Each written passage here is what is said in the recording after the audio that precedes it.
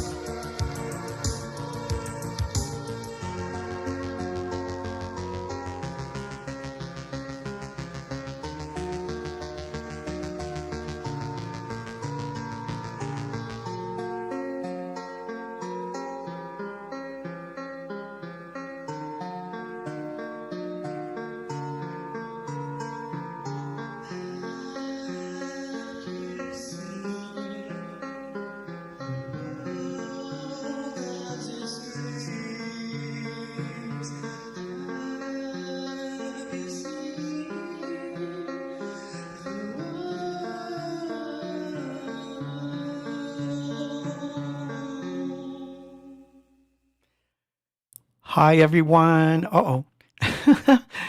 That wasn't supposed to be the first thing that came on, but okay. Okay, we're working with it. We're working with it. So yes, I have a show coming up on April 4th at the Texas House of Rock in Corpus Christi, and I'll be there with Machine X. That was supposed to be announced this way and then the flyer, but okay, I messed up. Let me fix this thing. Oh, yeah, oh, God, terrible. Oh, it doesn't always look right, but it's okay. Hi. It's good to have you guys back. And it's good to be back. OMG. What a crazy 2 weeks it's been. Oh, and I've only been gone from the stream for a week, but it's the 2 weeks in general that have been like stupid, crazy great. I'm like stoked. So I have so much. I know, right? Well, I hope that's the reason, but I have. It's like, it's happening. I have cheekbones. Oh my God. I know it's happening. I'm trying. All I have to do is get the exercise in, which has been terrible, but hopefully, let's fix this. Are we good? All right. Thank you. Yay. Nah. You know what's funny? I'm going to tell you something funny. I just bought like 4 different beanies, including a new star beanie. And you know what? They're making them stupid big.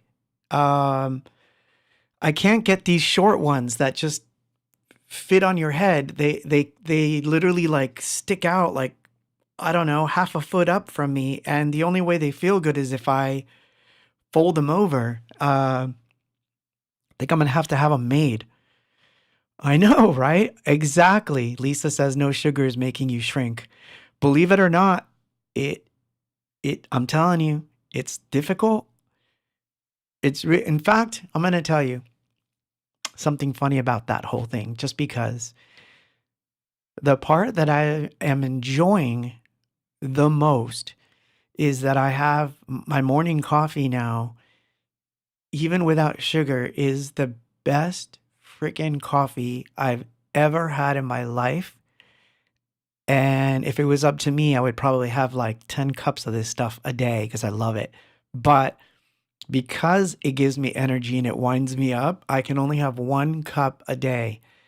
But that's actually a good thing. So I'm not as caffeinated as I normally am. I feel fantastic and it's actually good. So you know what? I'll have to like give you guys the recipe. It's freaking crazy how good it is. And it's good for you. The one that I have anyway. But you know what I'm going to say. I digress. I'm going to move all that stuff over because I got a feeling I'm going to knock over a glass. Okay. I know. Well, I thought about that. I thought about getting kids beanies because I think that that's what these might be. Because I never checked when I got them. I just picked them up and thought, oh, wow, this looks great. And they fit. But, I mean, look, I'll just show you. Just show you because this is why you're here, to see my beanie collection, right? So, see? Tiny. These are tiny. As compared to the ones I just got, I mean, oh man, you wouldn't even, I can't show you because I don't have them right. They're not handy. They're like 5 times longer than that. Right? So anyway, so yeah, so much stuff, crazy stuff happening in the world. And I know it's tempting to get all wrapped up in it. So we tend to not do that here. Baby beanies. That'll be funny, like a little tiny beanie on my head. I would do that just for a picture because I think it would make people laugh, but I'm always good for a good laugh. Yeah, it's a tiny beanie, but it fits my head perfect. So I know that sounded weird, but it does. So yeah, I think I'm going to start looking for kids beanies. I think I'm missing the boat trying to find these things. So anyway, beanies aside, we're going to play the numbers game. So there's all kinds of stuff in there. I mean, a lot of stuff in there. So, we'll do that. But okay. Joseph, that made me laugh, Joseph. Wait, really? So Kimberly says, my husband brought up the same beanie issue today as he bought a black one in the kids department at Target and it's still too long. That's what I'm saying. I think I'm going to have to write to some of these, a Chinese manufacturer or something and just say, make me this. These are the sizes I want and these are the things I want and see if I can get away with it because these other ones didn't work. I even tried Temu thinking because they're cheap and odd that they would be terrible. In fact, they're really good quality and they're stupid big. So I'm like, So it is what it is. Yeah, I tried that too. Washing it and drying it in high heat. Nope. They don't shrink, man. So I'm really mindful of the ones I do have because honestly, I think I have only 3 that are in that range that fit. And then of course the one that I use on stage has been it needs some love. So anyway, let's play the numbers game. Pick a number and when we come back, I'll start the topic for the day, which is going to be an interesting one. It's going to be about failure. Mostly mine, but how you can avoid some of the failures that I've had in life. In life in general, but no, more on the creative side. Ooh, Lisa, you picked number 8. And what is number 8? Ooh, number 8 is a good one, Lisa. So I'll preface. Wait, should I talk about it now or when I come back? Let's find out. Nah, we'll play it. So this is going back to 1988. So yeah, this goes back to 1988. This was the original B-side of Living in Oblivion when we were unsigned and we were, shopping and doing shopping for deals and all that stuff. And we had recorded, or cut, I should say, 3 pieces of vinyl, which we used to take to all the different clubs and sort of say, this is like a test pressing. We'll leave it for a few weeks if you give us a gig. And then they'd play it. And of course, people would get on the floor and therefore we'd get a gig. That is how we started, by the way. So good ploy. I think that would still work today. So that part. So anyway, so this was the B-side and we never wound up recording it. And the reason for that is just kind of nutty. But I've been doing this, or I should say I started doing this song in 2025 towards the later end. And I'm recording it because it's going to be on the new thing with Living in Oblivion once again. So they will be together again. And anyway, here goes. I'll turn it over to the visuals and hope that nothing blows up.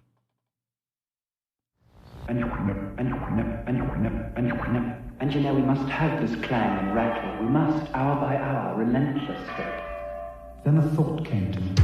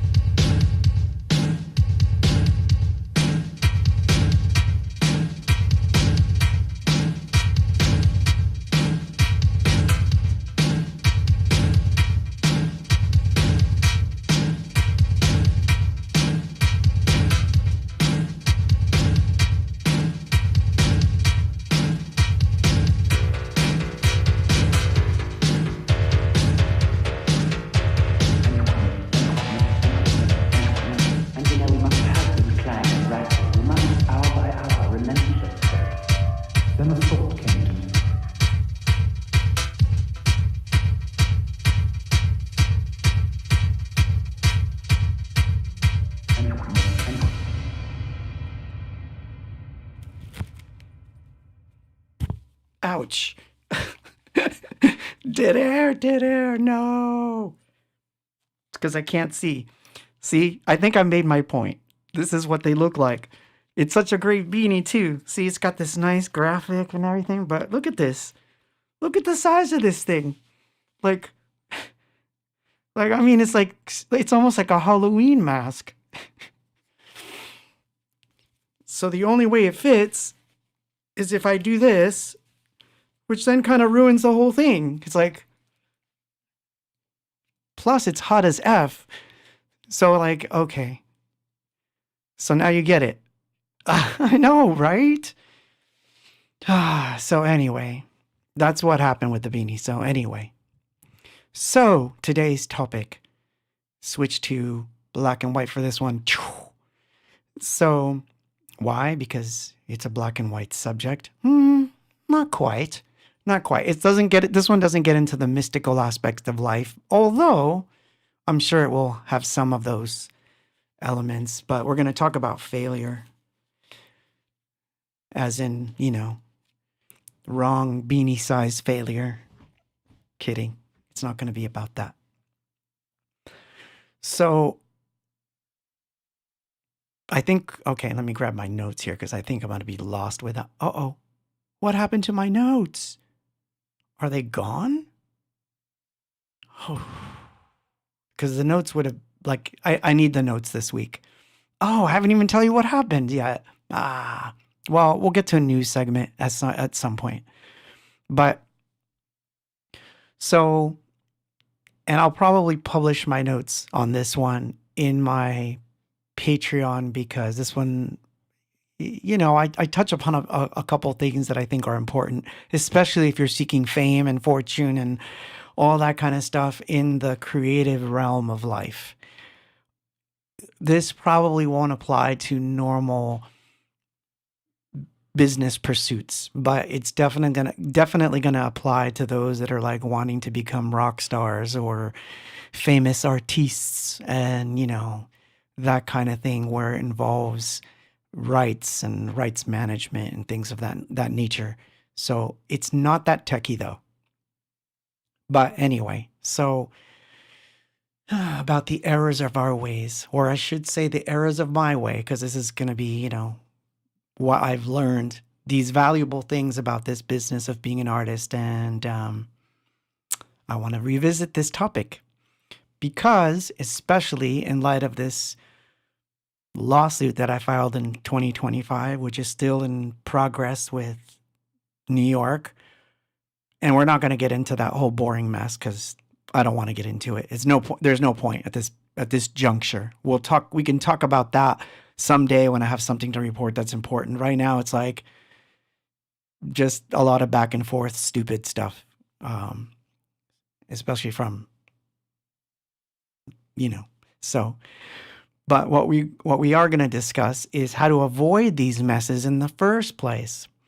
So, and this happens a lot if you can define what you want out of your success and where you want it to take you. Because something I've learned, even with me, because my girlfriend brings this up all the time, which she'll say, don't tell me what you don't want. Tell me what you want. Like, what is it? Like if we're going to go to lunch, I'm like, I don't want this. I definitely don't want this. And she'll like, well, tell me what you want. And it's actually really interesting that this question gets asked a lot to different people who are in the creative fields, and they will all tell you what they don't want. I've asked, I don't know. I can't count it on my hands, basically, the amount of artists that I've spoken to that are up and coming where I say, what do you want out of your career? And they know that answer, other than to say, I want to be famous. And I'll say, the next question, my follow-up is usually like, well, explain yourself. In what way do you want to be famous? And very few know what they want, but a lot of them will tell me exactly what they don't want. Well, I'll tell you one thing. I don't want to be ripped off. Okay. I'll tell you something else. I don't want people stealing my stuff. Okay. I don't want to put out bad records. Okay. So like, I mean, you know what you don't want, so what do you want? So, like, that's a big one, and it comes up all the time. So, right? John on YouTube says, age-old battle, figuring out what to eat. Exactly. Mai says, I want more plants. I have to get better at keeping them good. I'm doing okay, but you know. But so yeah, so the last time that I spoke about this stuff, I think it was around the pandemic when this whole thing started, and I told you about using failure as as a way of gaining some valuable knowledge to do things better, or how one learns what not to do by getting things wrong. And there's a lot of value in that, and I still believe all that. And I think we also have spoken in the past on this very thing that we call the stream or the quarantine stream, whatever the heck this is, 5 years later. Or now, what is it, 6 years? Oh man, it's 6 years now. Holy cow, it'll be 6 years. 6 years. Can you believe that? That's crazy. So, but anyway, sorry, I digress there. Tea tastes good tonight. But yeah, so you know, we talked about how by knowing what not to do, at least next time you can do something right. We spoke about not lingering on the failure, and I still stand by that dissertation. I do, 100%. Because failure should be and could be embraced, and not, while not internalized, it gives you an opportunity to grow. So I think that that's a really important thing to take away from just this part of this discussion. But what we never discussed was, where could I have averted such failure? And that I've had a long time to study in my journals and whatnot. And so I'm going to touch on a couple of creative and tips, although I'm not a lawyer and all that, but I'm going to, you know, disclaimer, I have to do it. But I'm going to give you some advice on how to deal with certain things that are going to come up in your career. And I think that I've got some good solutions, although it might mean that you're not going to get the deal you want all the time.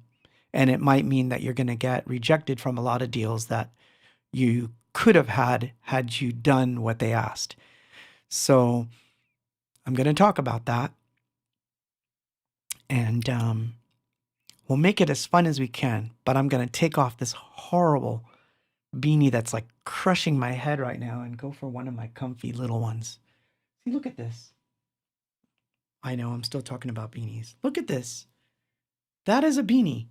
That is a real beanie.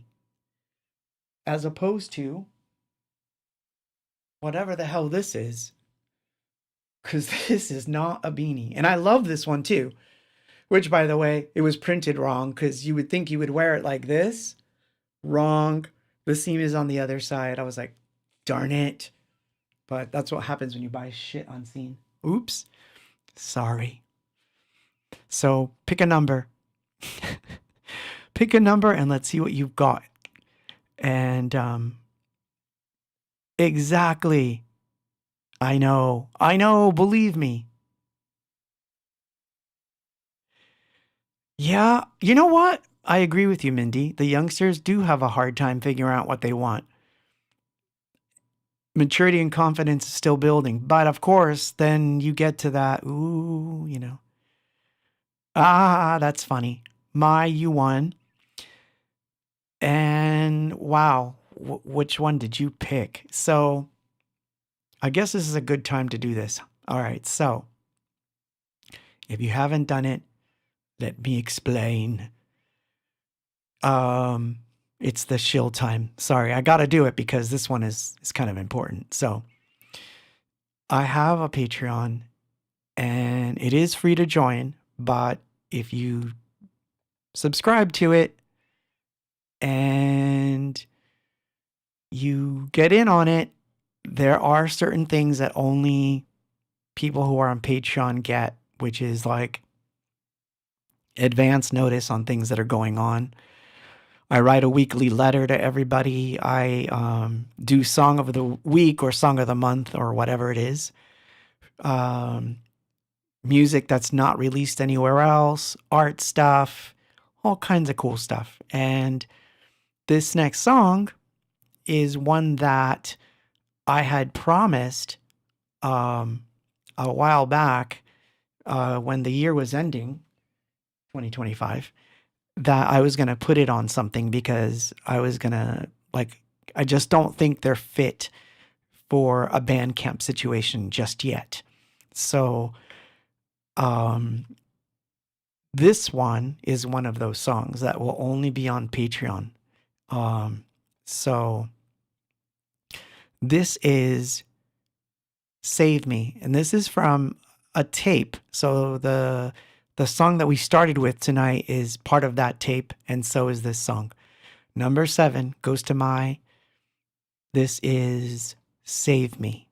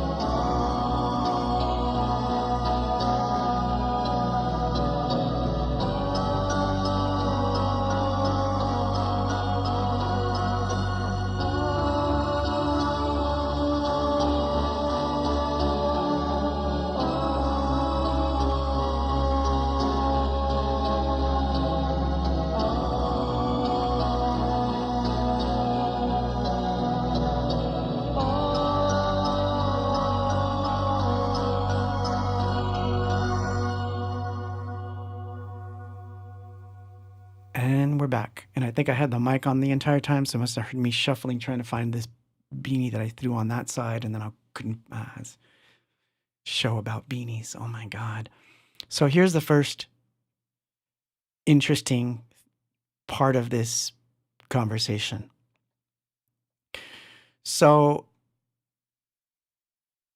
again, what if I told you we can go back and fix these things and stop them from happening in the first place? I wish I could go back in time and fix them, but then again, I would mess up the timeline and who knows what would happen. And I could argue that the timeline's already so screwed up that it wouldn't matter if I did go back and change stuff. So maybe it needs to be changed. I don't know.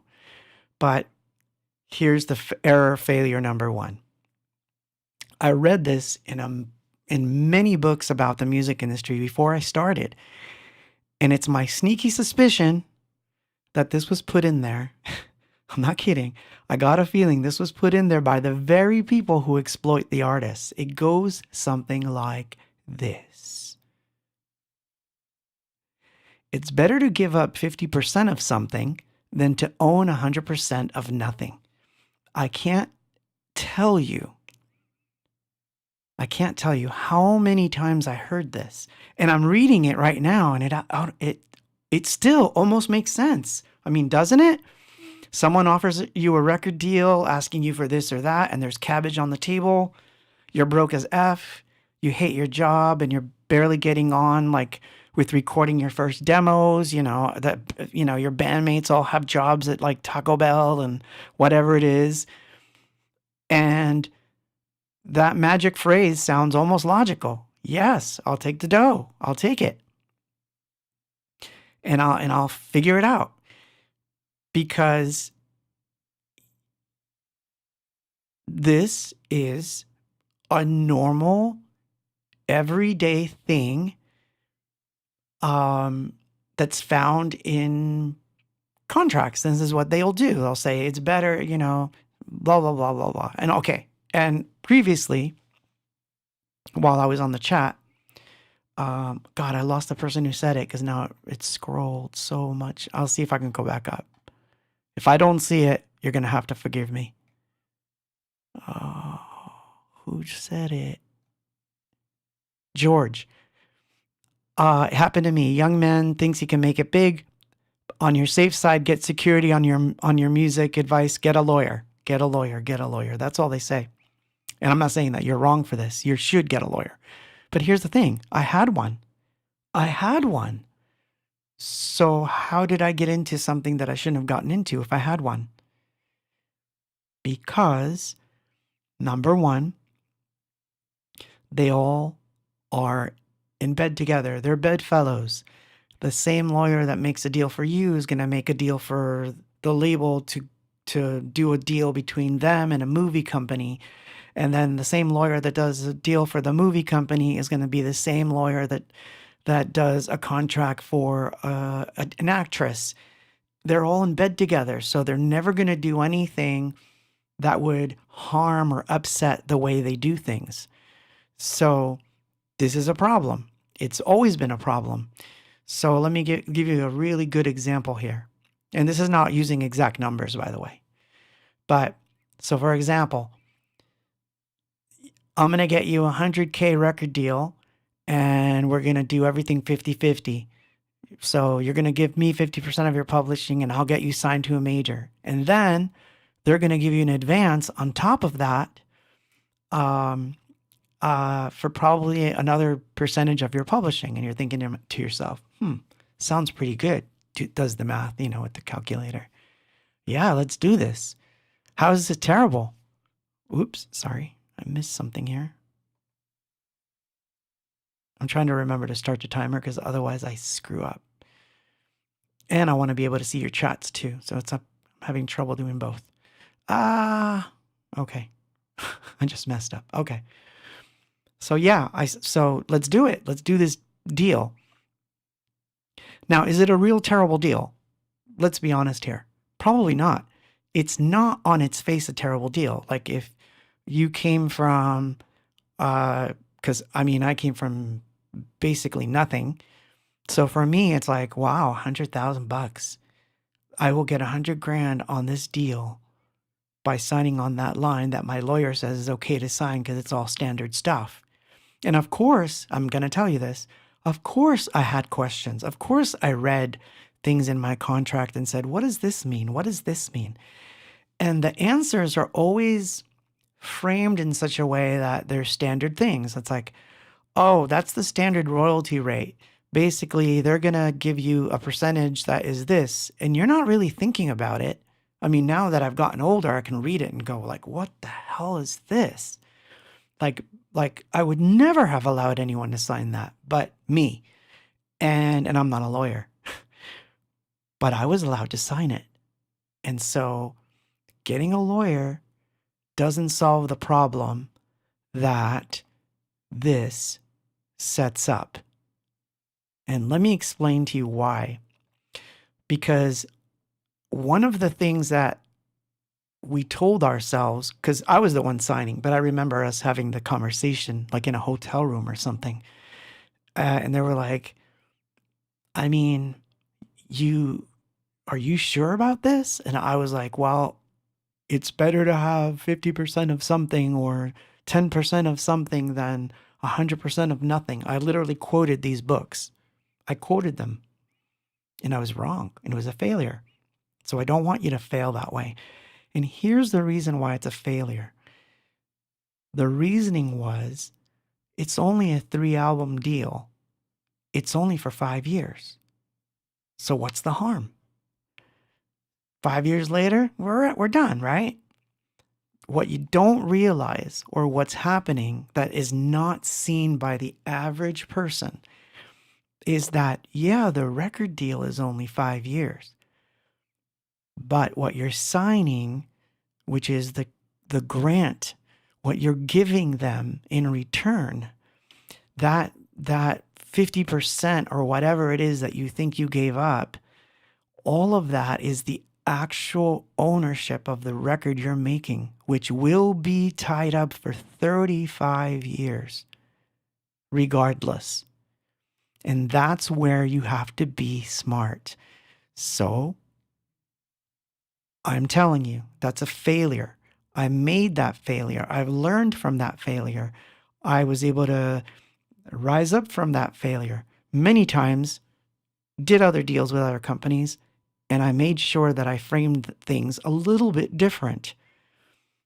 So you have to understand this because the lawyer that you have will never tell you this.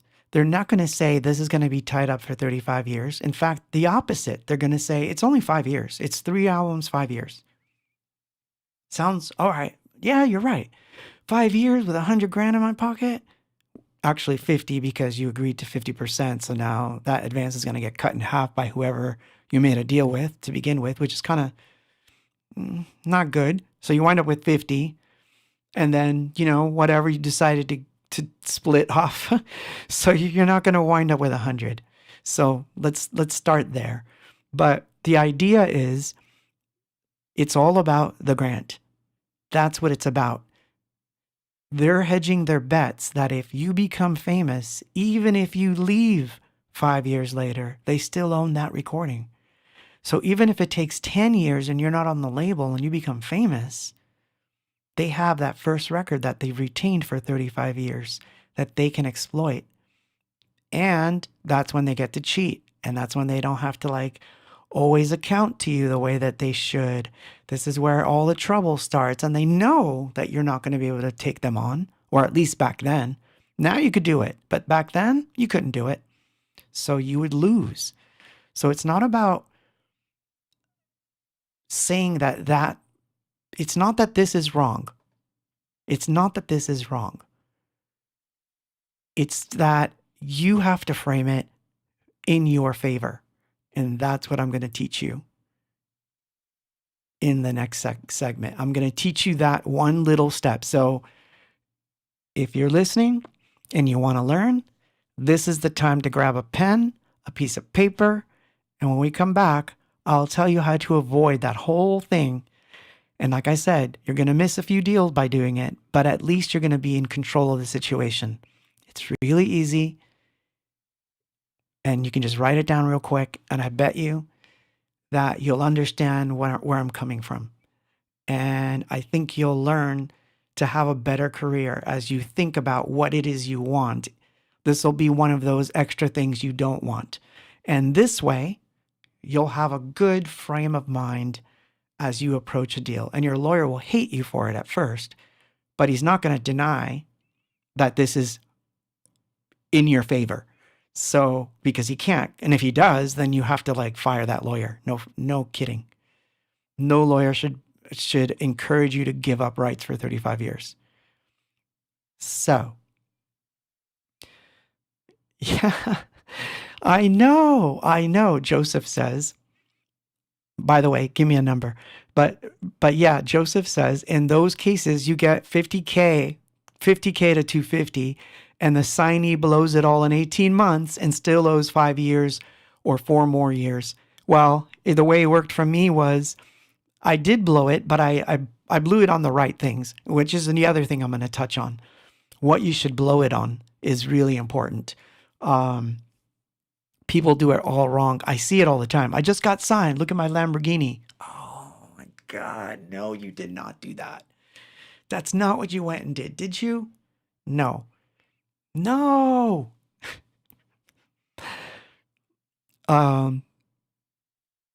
Oh, that's nice. Piazzolla 1994 says, Claudio, I regret not having discovered your music back in the 90s. You inspired me to go back to sequencing as I used to sequence as a hobby in my early 20s. Make it so. So, and you still lose. Yes, George.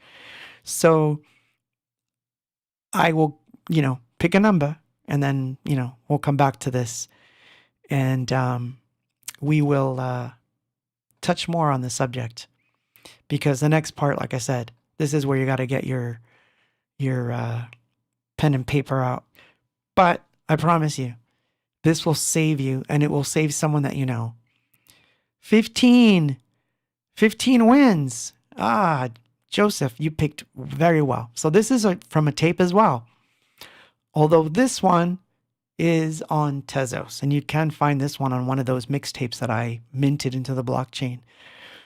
This is My Foolish Pride.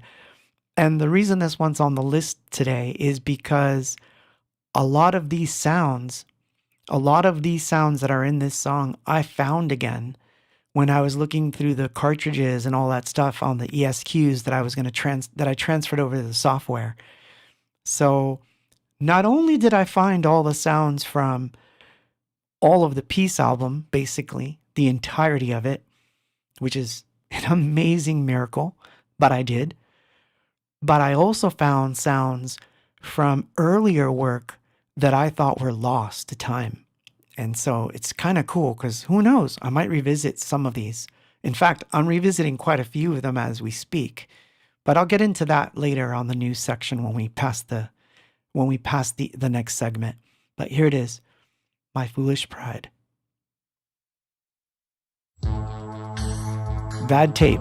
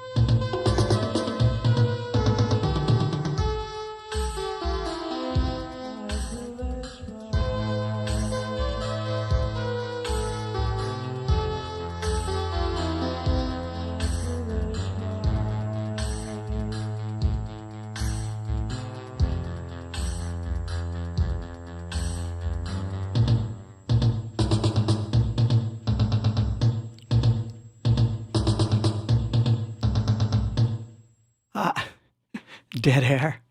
That's funny. What the heck is up with this camera? This camera's always messed up. It's always got like, and I like that it's nice and sharp too. So I got to figure out what the heck it's, screw it, leave it. All right, so we're back. So I promised I was going to give you some good advice. Although, like I said, I'm not a lawyer.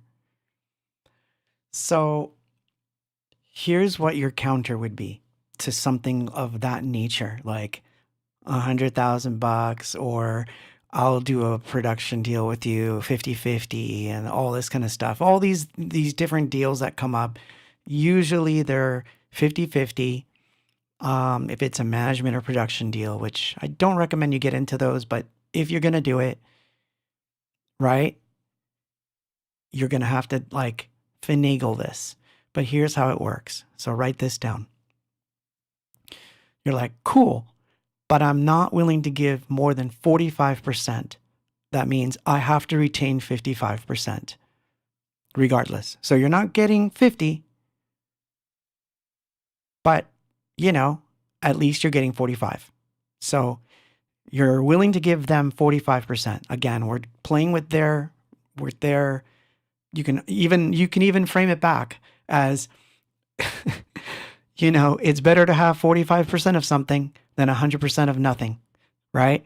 So 45% is what you're willing to let them have, because this retains 55% in your control. So number one, 35 years later, you will not have to go through any trouble as the controlling author of anything or the grants or any of that sort of nonsense, because you're already the controlling person of the grant. So that's number one. Very important. Give them anything, but nothing above 45%, period. And you put a cap on it. You say, and if I've not made X amount of money within those 5 years, I have the option to take that 45% back at my discretion. Because if I haven't made X amount of money, which I'm expecting that you're going to, quote, give me a deal and make me famous and all this other kind of stuff that they're going to say they're going to do for you. And by the way, this works the same way if you're signing these weird exclusive contracts as a actor. This works the same way if you sign an exclusive deal with a gallery. Galleries, like switching to the art world for a second, because I want you to see how similar they are. In the art world, a gallery will typically want 50% of the sale. 50%. You painted this thing. All you're doing is hanging up in their space, and they're just serving a little bit of wine and cheese, and they're getting 50% of what that makes. So it's on them too. No, I will give you 45%, but I will retain a higher cut. Always. This is the way you do it. If they say, no, I can't do that, then sorry, can't do my artwork here then. Knock on another door. Because it doesn't, if they're not willing to take that 5%, cut,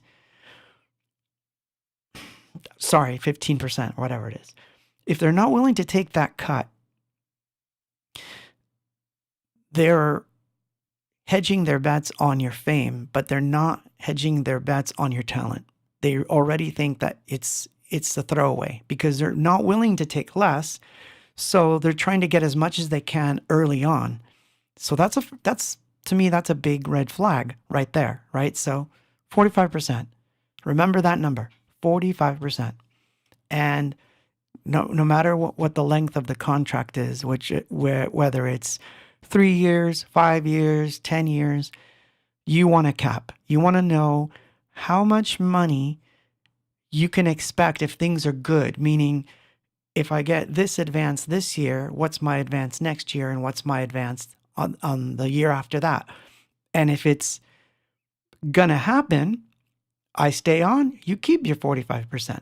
If that doesn't happen, you've left yourself open for me to leave, and I can leave.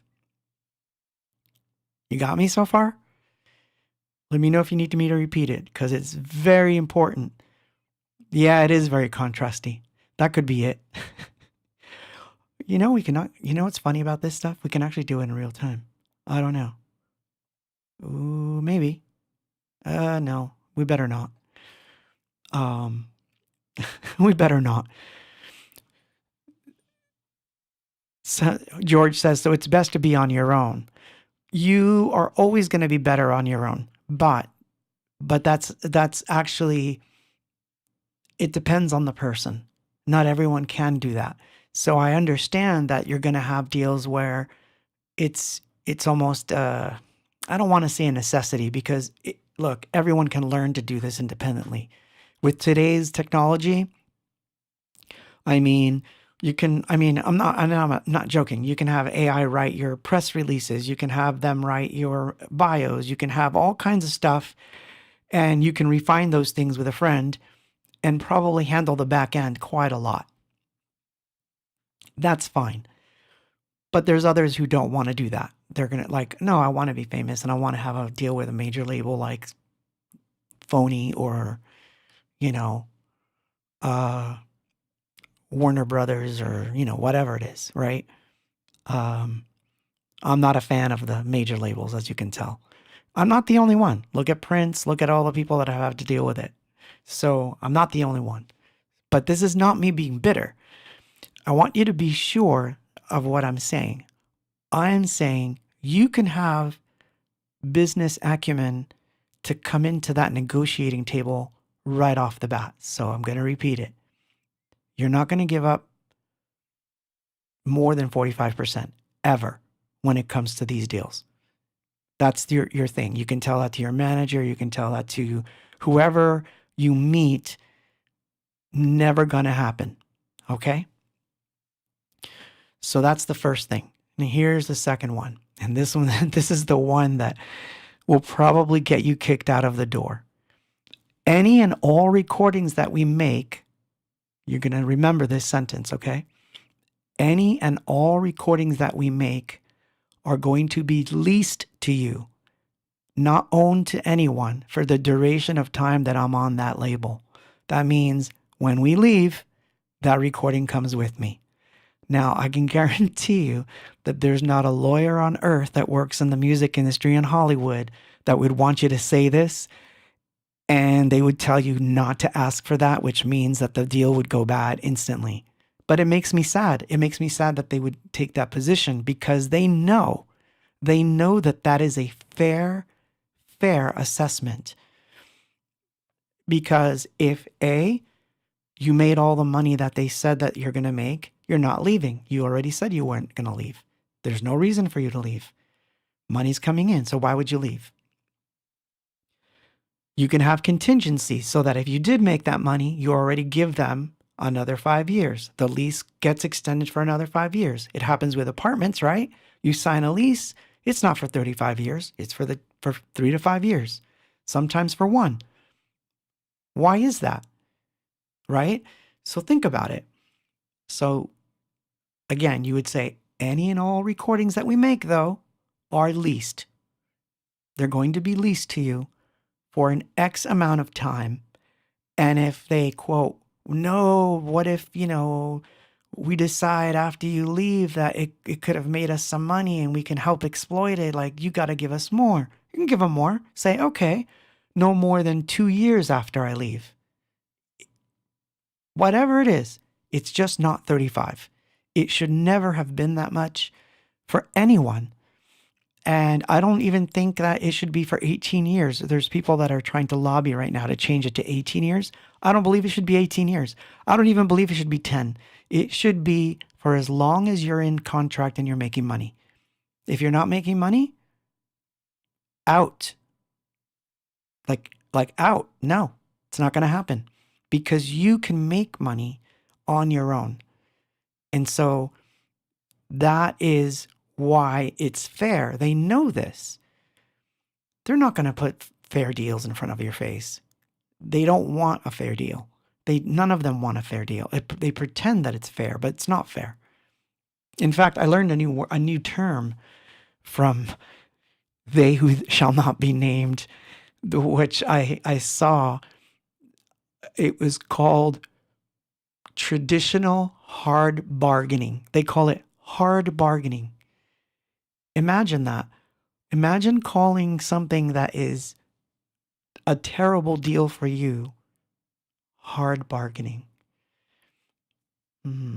So be a hard bargainer, and you can use it right back and say, no, I don't think I'm being unfair.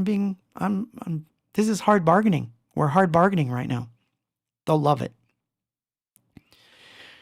So, like I said, if you give them 50%, it causes you problems 35 years later, because even 1% above that, they could consider themselves a controlling party.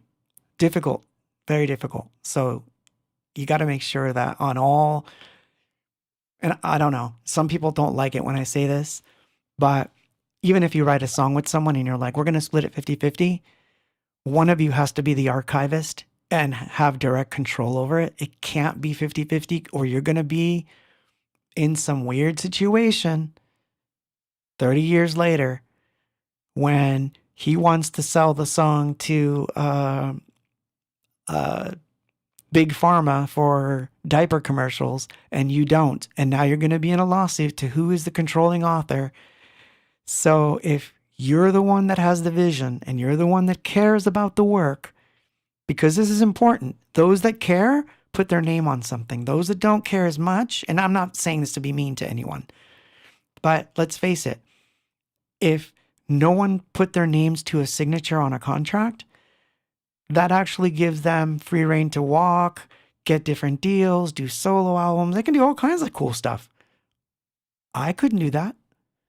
I was bound. And yeah, I can say it. It's a very, very interesting thing to be bound. Okay.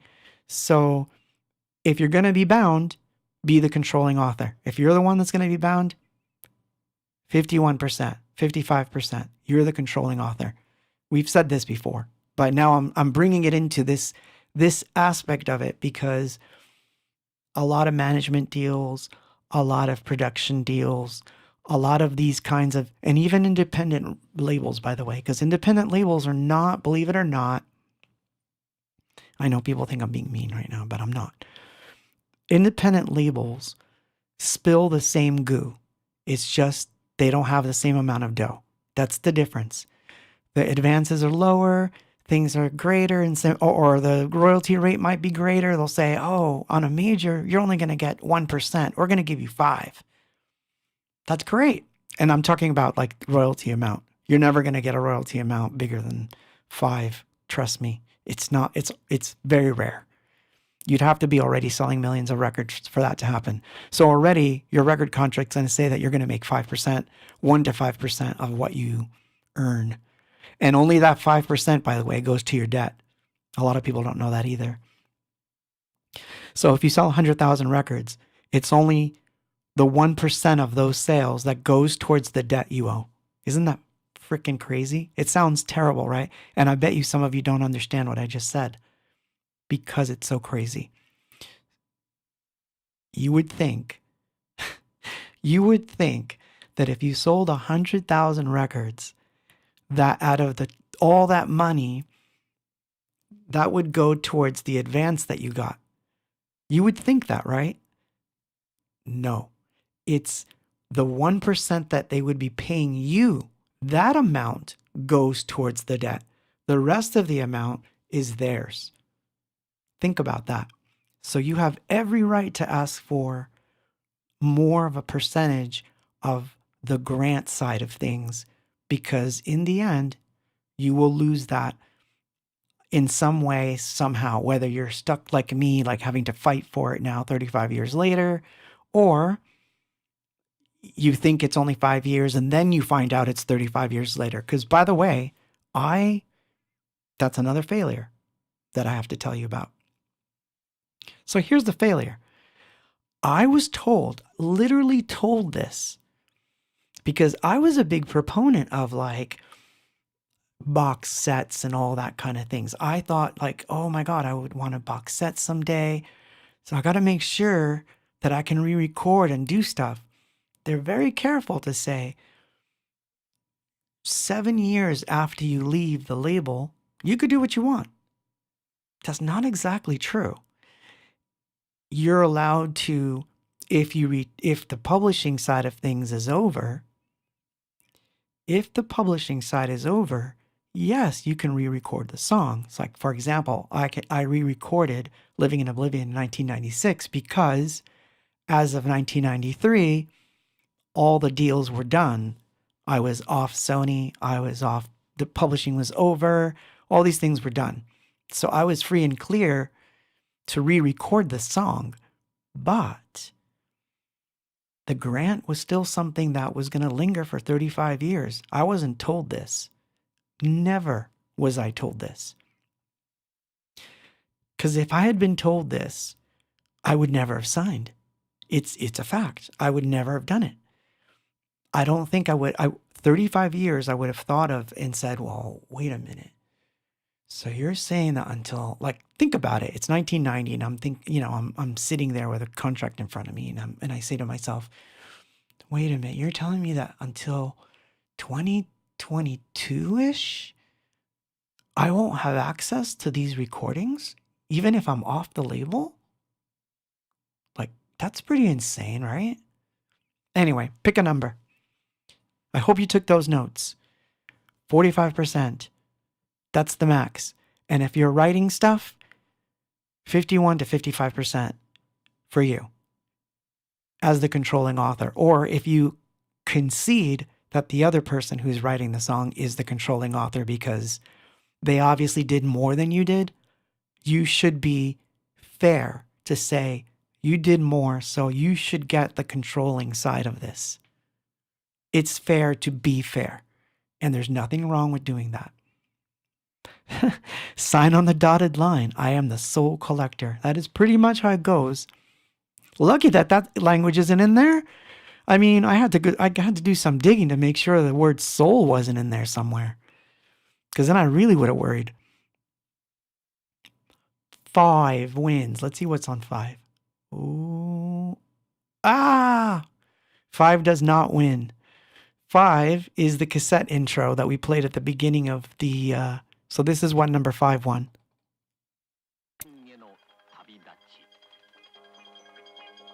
Ha! Number 1 is the same. Somehow we wound up with 2 of them. So, gotta do it again. Gotta do it. Oh. Number 2 is played. You see, it's not as easy as you think to do the numbers game, is it? So it's rewinding. Number 10 wins. Ooh, good one. Zach Crawford on Facebook. You picked number 10. Number 10 wins. Beat of Life. The DVR mix.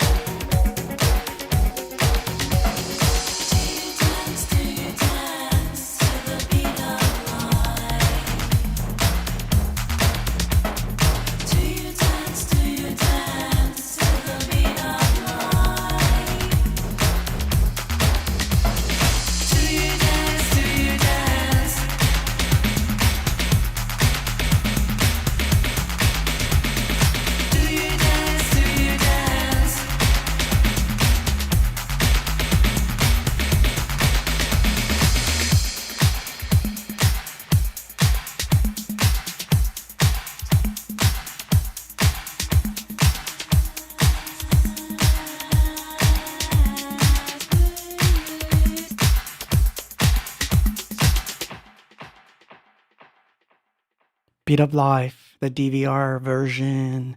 I put the link there so you guys can see it in the chat. Thank you. It is Bandcamp Friday after all.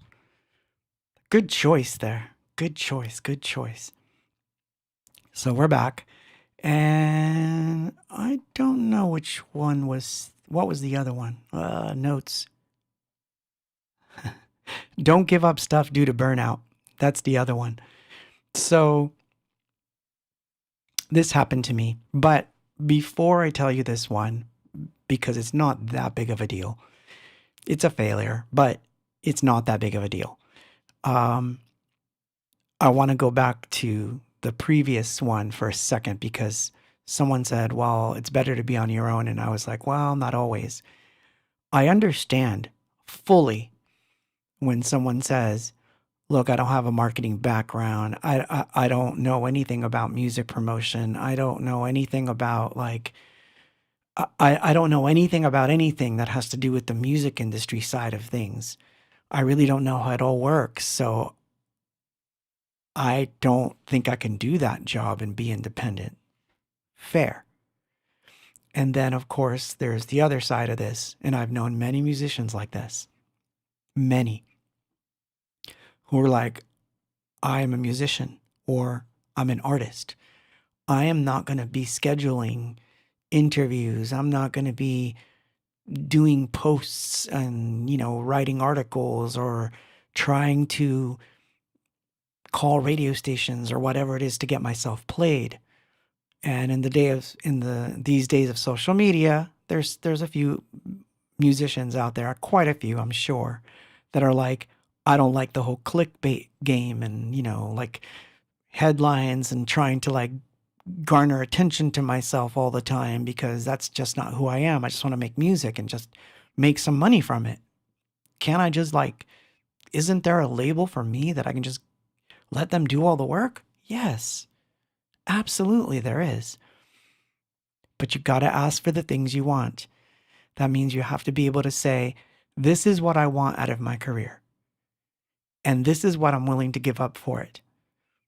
But there are some things that I am not willing to give up. They'll respect you for it. And I'm sure that if you find a label that really believes in your talent, then you're going to be fine. And if this takes time, because by getting these things, it's going to make,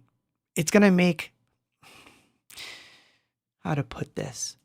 Yeah, it means that you might be slinking around clubs and doing all the, that other stuff.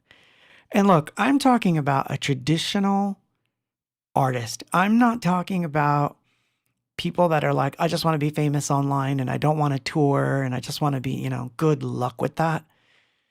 I'm not discouraging you. I'm just saying that's a different game.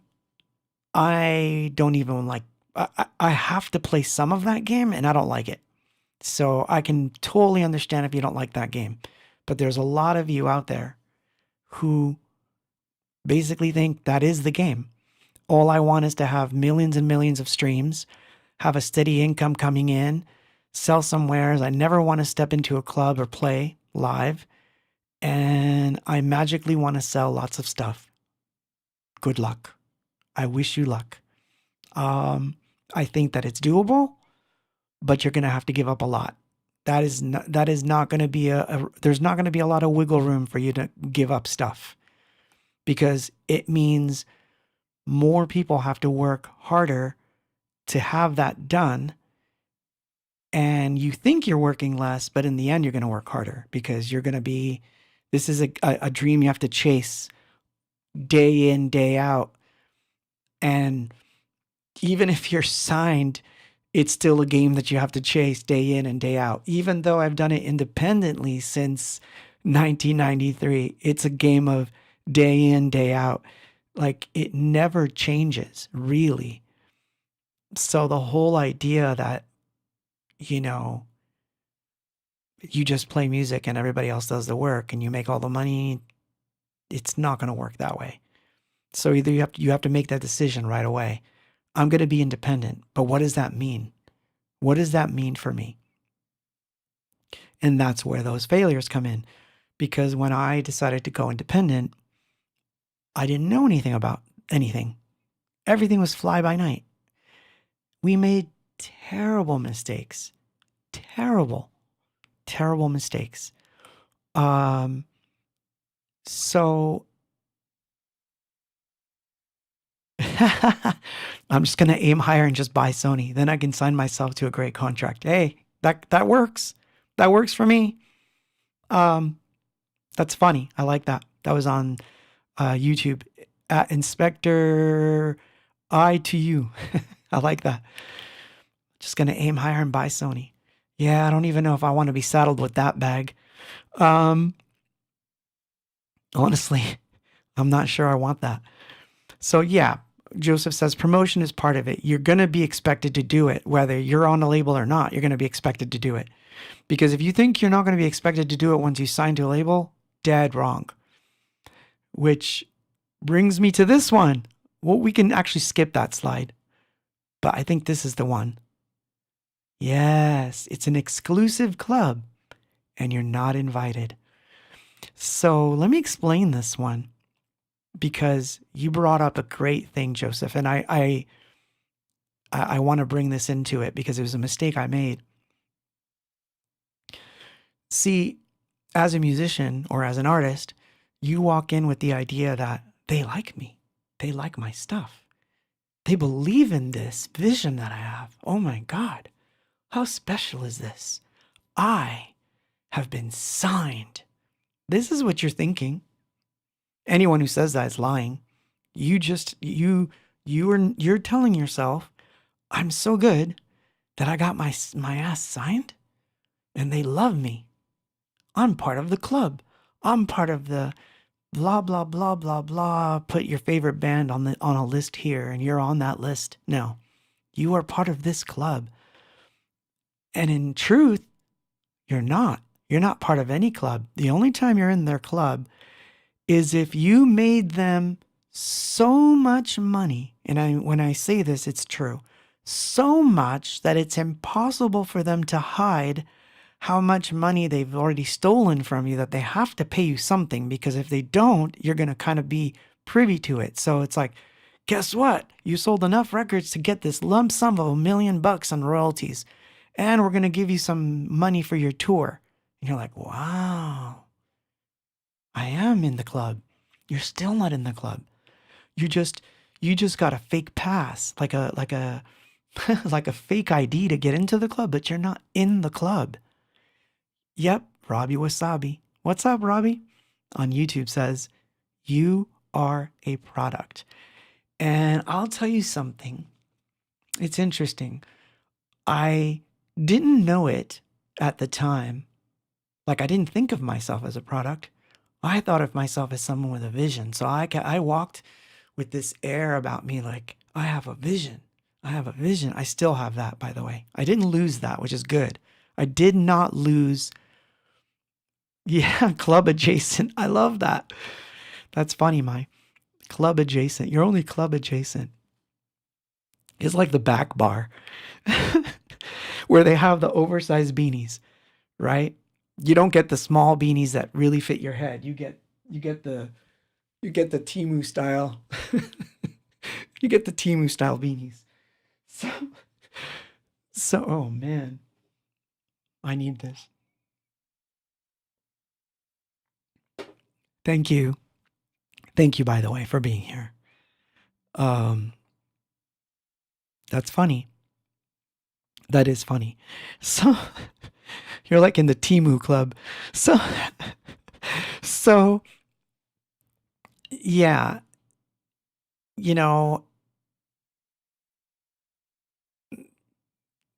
yeah, you're right. George says to me in the band Social Unit, our father, when our father passed, it's different. Music is blood to us. Exactly. Music is blood. It's actually like a form of, like, it's a deep, deep spiritual thing.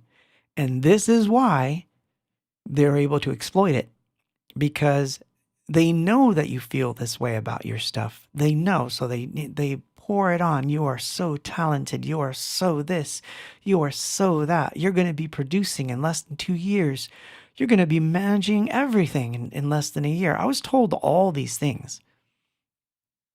So how you can avoid it is to always have good friends in your corner that can bring you back to earth a little bit. Just a little. Just come back to earth. Because you will fall for this. Everyone does. I did. I've seen so many people fall for it. I see people falling for it today. Which is funny. I've seen so many people fall for this, but getting away from the subject here. Sorry. So, yeah, I made the mistake of believing that I was not a product. And yeah, I would be at, like, all these memories have flooded back. Now I remember like being in radio interviews and they're not really asking you about the music. Like, I realized that these were questions that I was being asked, and it never occurred to me. It's like, that song is so hot. Like, how did you write it? And you get into the conversation real quick. The next question is, it's like so hot in all these different markets. Markets? Like, that word comes up. Markets. And then while you're in a commercial, your A&R guy is there and he's talking to the guy who's interviewing you, and they're like talking about this market, that market, this test audience, and phone logs and request logs, and no one's talking about the music. You realize nobody's talking about the music. They're all talking about these weird things that I have no idea what they are. What does this mean? Population segments, like market caps on, like I had to find out what these things meant. Like, what was the word that you would use? It'll come to me. It's something that, P1, P2 station, that's a P1 market, that's a P2 market. Like, these are all these things that they would talk about during the commercials while we were waiting to go on. And then they would be like, so what time do you go on tonight? 8 p.m. Everybody go see Anything Box at 8 p.m. Like, there was nothing about music. You're not in the club. Okay? No one's interested. The reason that they don't get interested is because you haven't passed the threshold of them having to be interested. Meaning you have to be like, you have to have like a OK Computer, or, U2's War, or, Depeche Mode's Black Celebration, or 101 or something, to get to a level that they're actually interested in asking you some questions about music, because otherwise it'll look weird. Because now you're semi in the club, so they kind of have to pretend you're in the club. So don't make that mistake. Know that you're not in the club, and be happy that you're not in the club. Look at the people that were in the club in Hollywood now, what they're having to face, right? Because they were in that club. Do you really want to be part of that club? I don't. So be happy that you're not in those clubs. You don't need to be. That's not something you should aspire to. If it is your life. It is your soul. It is your creativity. I don't condone it, but if those are your choices, those are your choices. I can't make choices for you. But I can tell you that every time that I thought I was in the club, I realized I was wrong. I wasn't in the club. Why did I care so much? You shouldn't care. These are the things you shouldn't care about. What you should care about is what's going out, what's coming in, what is going to change my life, because that's the other side of it. In a way, being signed, and I'm sorry we got into the sign thing so long that it took up the whole freaking episode. But I guess it's important because, like I said, this signing of contracts applies to art too. Being signed should be a grand event. It should be something that is celebrated because you got to a spot on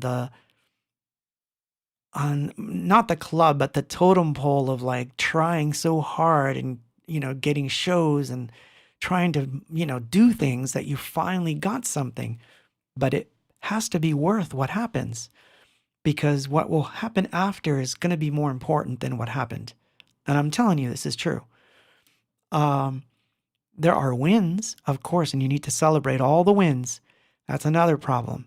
This is another failure of mine, which I've corrected. This is one that I've corrected over the years and worth revisiting. This was a failure that I had constantly, which was I could never see the wins.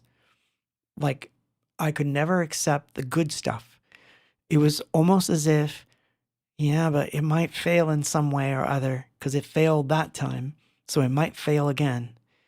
And so you can't hold on to those kinds of mental attitudes, for lack of a better word. You can't hold on to that. You can't internalize those things. You have to accept the wins as small as they are. So you could say something like, wow, a manager got really interested in signing me. We sat down and had coffee, but once I laid down the 45%, dude took a walk and didn't even pay for my coffee. You just failed. But you learned something. He's not my guy. He's not the right guy. But he was interested.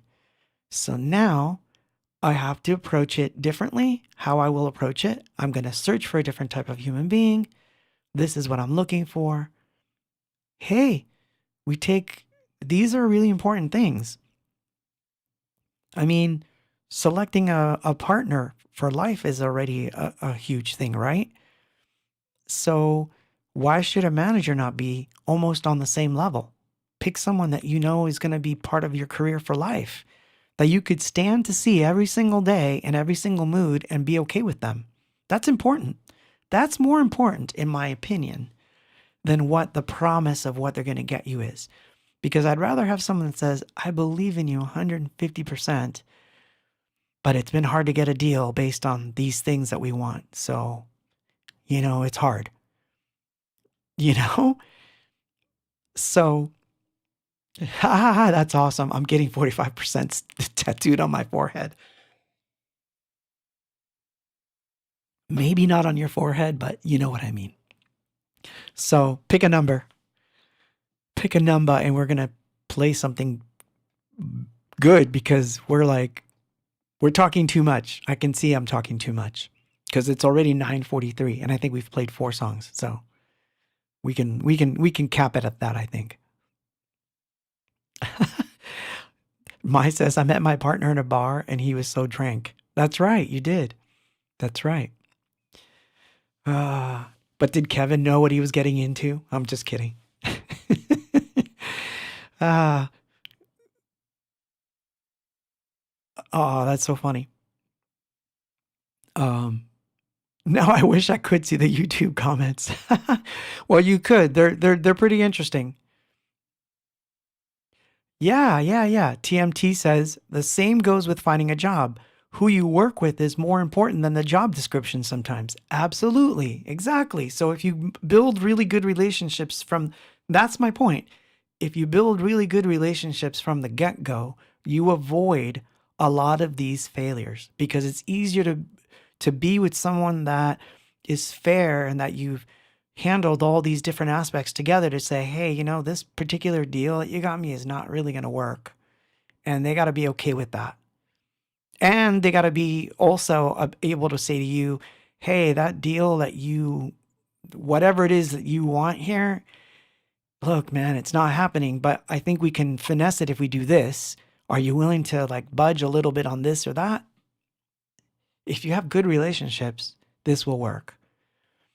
The problem is we overlook things, just like people tend to overlook things in their partner.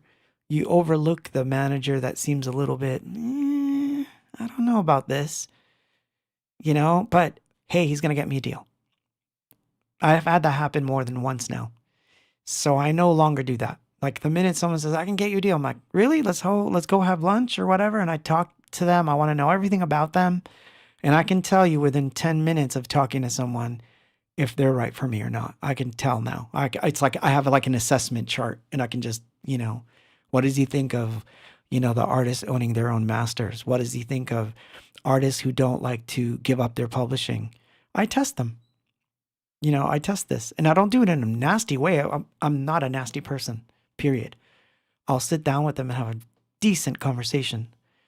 Shoot, man, I actually met, believe it or not, I actually met the Beatles lawyer. I actually had coffee with the Beatles lawyer who lives in Los Angeles. The guy who actually, side story here, but I actually met the guy who the Beatles wrote Blue Jay Way was about this guy's address. Like, I met that guy and we talked music. And he told me, this is when I was trying to look for lawyers to help me with the whole situation that I'm in. He told me you shouldn't want to own anything. Like, what? Like, he goes, yeah, you should just try to get the best deal that you can with as most money upfront as you can, because the idea of owning things is not going to fly in these kinds of deals. And he said it as a form of reality. And I know he's right, but that's what I'm trying to tell you. If even a guy who was, quote, the Beatles lawyer could tell me this, can you imagine everyone else on that, that are not in that club? You know what I'm saying? Think about it. Anyway, we've got, let's see, George, let's see, what is number 23? Ha! So, number 23 wins. Nostalgia. Here you go. Nostalgia indeed. I'll start it in...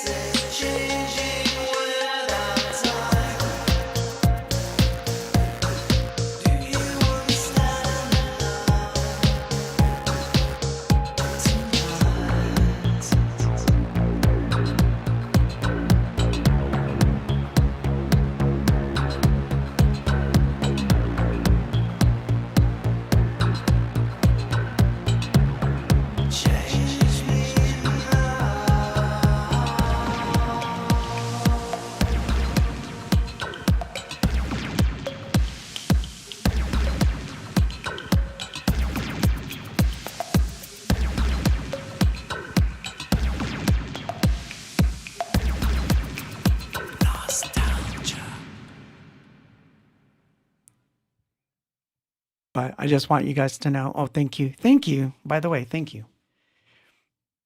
I just want you guys to know that you are in my club.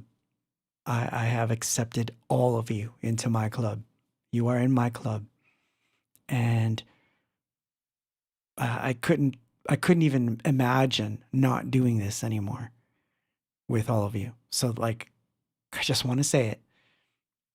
Very special. I feel very, very blessed that I get to be here and do what I do these shows. And even though sometimes it's very difficult to be independent, I am happy that I get to do it and that I have such amazing support from all of you. So thank you for that. I don't want to end it on a bad note. Like, I want to make sure that you're empowered. So I want to say this last bit. There are no regrets. I don't have them. I know that I could have done things differently on certain cases, and of course, but then everything you ever did that you did wrong, you could have undone. If you could go back, you probably would. But then again, would it have led you to the place where you're at, which might be 10 times better than where we were, right? So I don't regret anything except maybe the paper stuff. But other than that, I don't regret anything, which is why, like, when I tell you this may be difficult to accept, but I am in the fight for this album piece because I care about it, because it was the first thing that we ever released. And, you know, they weren't the best stewards of my work. It's a fact. I mean, that's a fact. It's not even a fake fact. It's not me being, quote, a victim or anything of the sort. It's on paper fact. So on that level, and based on what I just said, I'm telling you that if for whatever reason it didn't go my way, I have a record to make. I have more than enough stuff to do. So I am not even sweating it on that side at all. Will I put up a good fight? Hell yeah. Heck yeah, I'm going to put up a good fight. Are you kidding? I'm putting up a great fight, and I'm going to put up an even greater fight. I have more stuff in my pocket. So no worries there. So don't think of it as like anything like, oh man, nah. All that stuff is no big deal. So I'm gonna give you the news bits dun, dun, dun, dun, dun, dun, dun, that I've been working on. So last minute plug again. I will be in Corpus Christi on the 4th of April at the Texas House of Rock with Machine X. I love that venue. That venue sounds really good, and I had a great time there. So I'll have the links to on my socials. I've already put the links to all the tickets on my social, but hope to see you there. It's going to be fun. Thank you for that, Carlos. Thank you, man. Thank you. Peace is one of the best albums of all times. Top 10. Thank you. Thank you for that. Seriously, thank you. But here's what I've been doing. So Living in Oblivion 2026 is happening. Stems are done. There's 2 mixes of the song. It's probably the last version of that song that I will record or need to record, because I'm going to give away all of the stems of the replayed, reimagined parts of every single part of that song to the world. And so you guys can make your own versions of Living in Oblivion until the cows come home. And I'm reshooting the video, which is interesting. I'm on day 6 of pre-production. I've gotten a lot further than I thought with the pre-production aspect of it. I'm working on storyboards next, which is fun. I'm already like every day I wake up with a vision of what this scene is going to be or how it's going to be reinterpreted. And that is so much fun going back. So This is a question that came up, and so I'm gonna end it off with this last bit. Why now? Like, why do it now? Well, number one, because Living in Oblivion is 30 years old, coming up 30 from the 1996 version. But Living in Oblivion itself is 38 years old. So it's time, and I'm going to have fun doing it. And then once it's done, I don't have to do it again. And that's the beauty of it. So I'm going to make it freaking awesome so that it just, hey, can I say it? I want it to go to number one. I want it to be a number one because it's been recorded on my terms. Yeah, exact. Oh, Brady, nice. Hi, Brady. Can we do a Living in Oblivion remix album? We are. Stems are going to be up so soon. So, like I said, watch Facebook, watch, Patreon and Bandcamp especially. Patreon and Bandcamp are going to be, they're going to be there. Yeah, they're all 20. By the way, they're all 24-bit files. So it's going to be like, these aren't going to be MP3s. This is going to be like full bandwidth. It's going to be fun, man. Wow, Brady, DM me, please. I will definitely send you a rough. So no synth brass, no effing flutes, no guitars, nothing that sounds like frickin'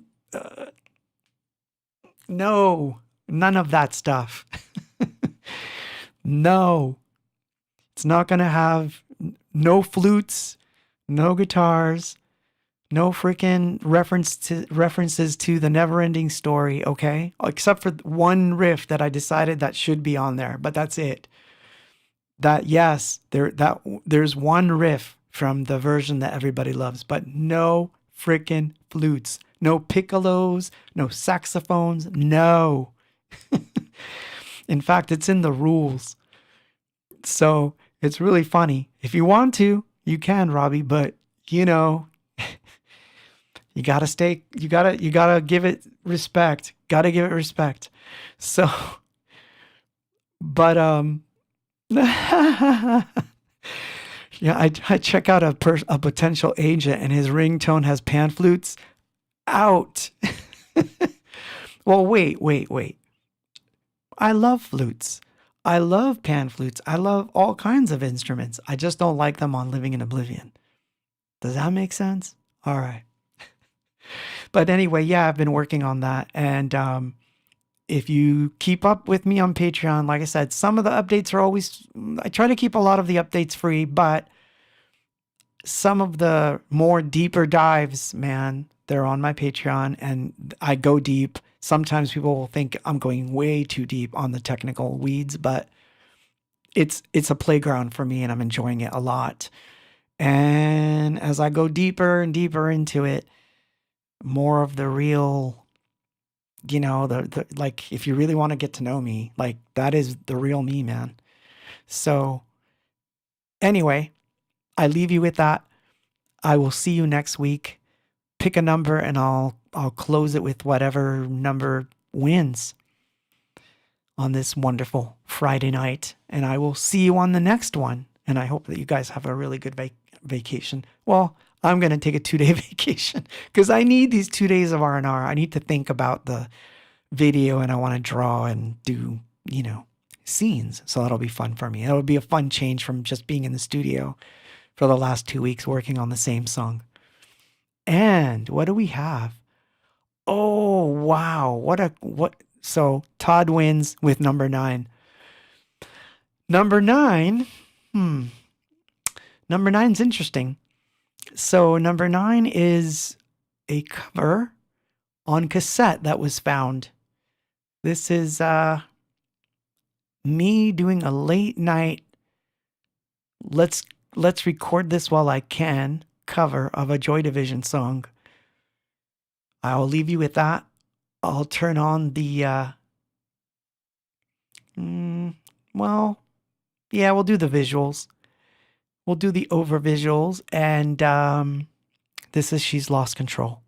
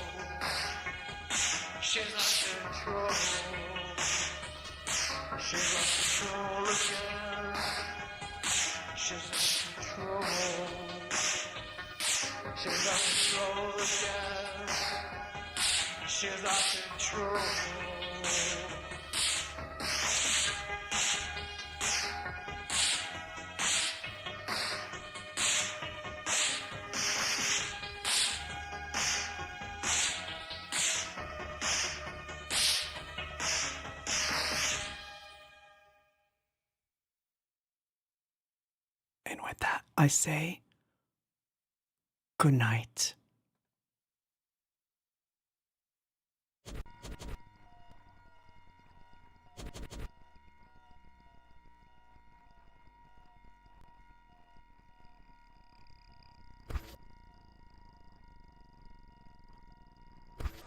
I'm part of it. Can't you see it?